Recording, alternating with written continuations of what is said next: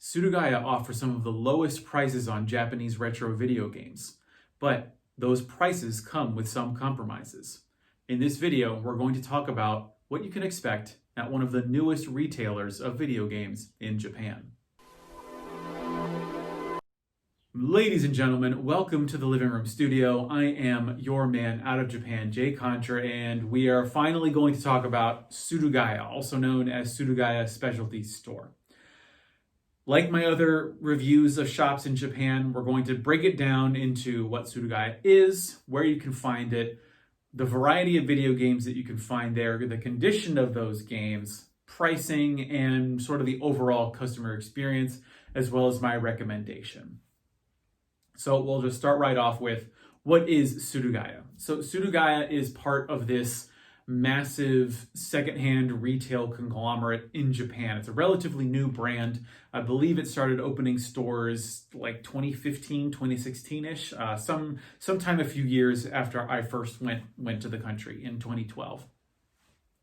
What Surugaya does is it sort of just vacuums up video games and other items from across Japan.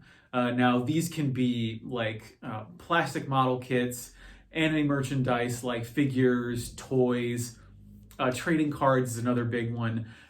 They take it from all of these different locations across Japan through people who they like ship in their things and they get some cash. I'm not exactly sure how the system works, as well as in-store trade-ins. Now, their physical locations tend to be in the larger cities in Japan. In Tokyo, there's like 2 locations in Akihabara that sell video games, as well as like 4 or 5 other Surugayas in Akihabara that sell other things, along with sort of like big stores that include like video game departments, trading card departments, toy departments. Those are all over in like Osaka, Kobe, Fukuoka, Sapporo, and a few other places.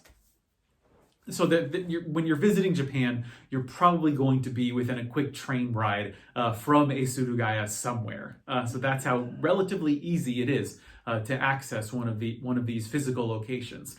There's also the web store, which I sort of use to set like the bottom floor of prices in Japan. There's an English store that I've poked around, but I haven't really been impressed by the level of English on there.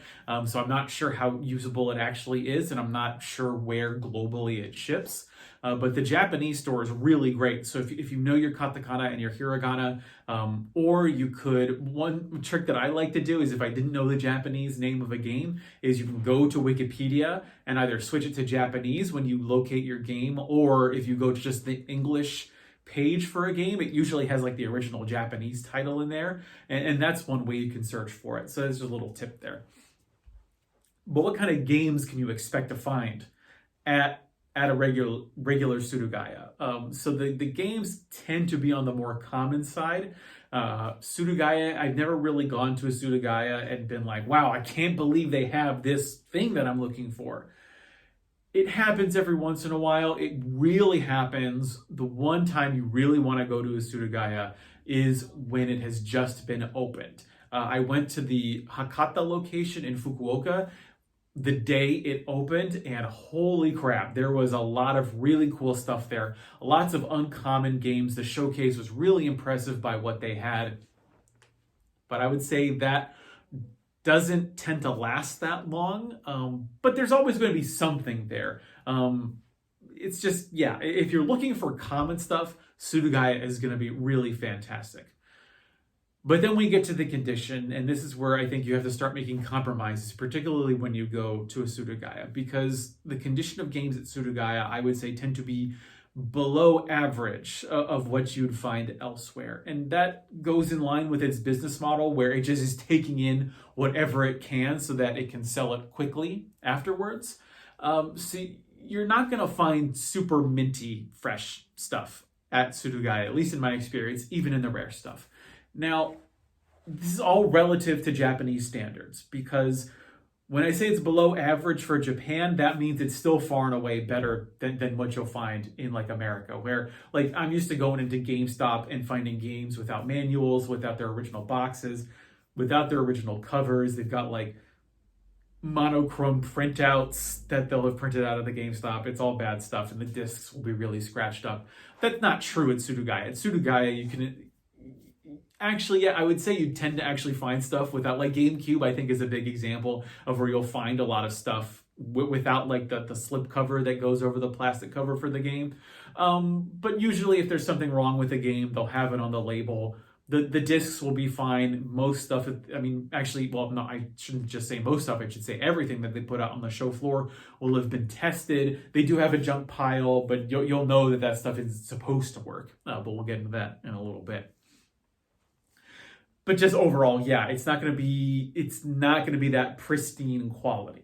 And that I think is related to the price of games at Surugaya, which is also going to be, yeah, it's going to be cheaper than average, but you're really paying for what you get because at Surugaya, I noticed a couple things. For one, the condition doesn't really seem to affect price.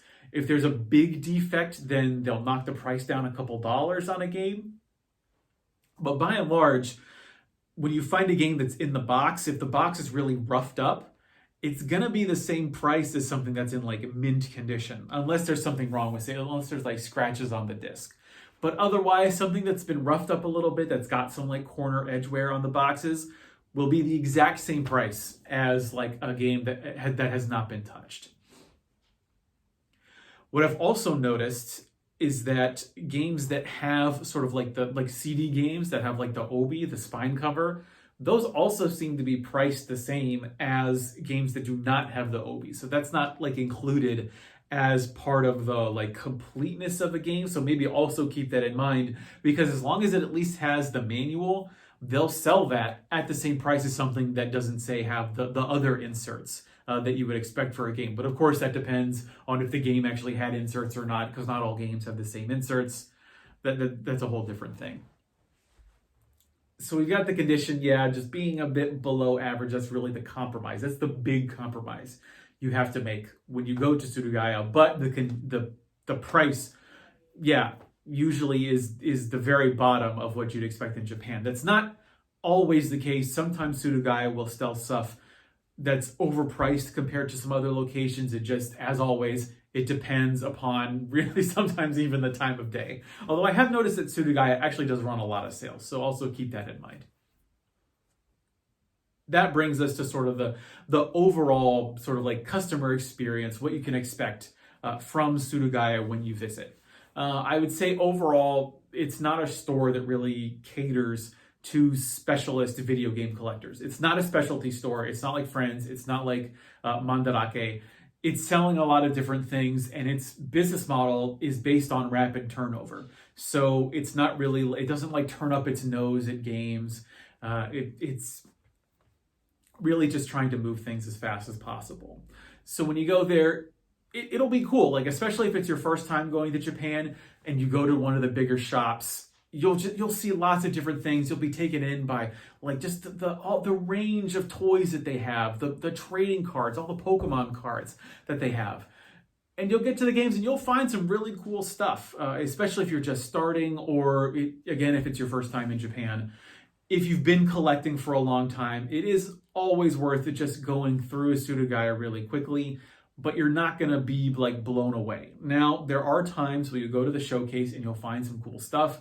I've seen some of the most expensive and rarest games that I've ever seen at a Surugaya, but that doesn't always happen. Now, because the prices are so low, you can use Surugaya as sort of like your benchmark.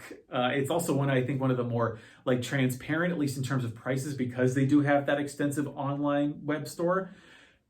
Yeah, you can use that to sort of set the price. You go to Surugaya first. That's actually what I'd highly recommend is go to Surugaya first, get a good feel for what the prices are there. The prices do include tax, by the way, so also include that in your calculations, that sort of 10% difference compared to a place like Mandarake or Trader, which does not include the price of tax in its games.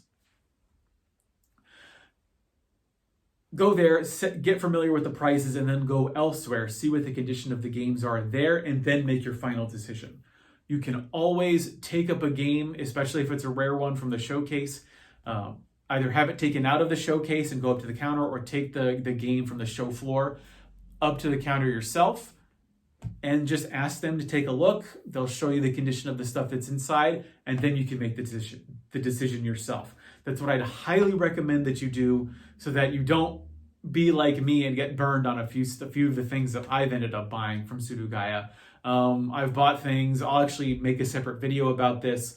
I'll show you some of the games that I purchased from Surugaya, open them up, show you what you can expect. But if I'm going to give you my final recommendation on Surugaya, it's always worth just at least browsing what they have. It's not always going to be the cheapest price, but I would say usually it's going to be the cheap price relative to everywhere else. I've bought games from Surugaya. Yes, I've been somewhat disappointed in terms of the condition, but just sometimes if you want to save a few bucks, that's why you go to Surugaya. Don't really have that much more to say. I'll explain more on my website as well as in separate videos. Go to jcontra.com to see what else I have to say about it, and check out this channel for future videos specifically about Surugaya, how to read the label, as well as the condition of games that you'll find there. That's all I have to say for right now. I have been your man out of Japan, Jake Contra. Thanks for watching. See you next time, and mahalo.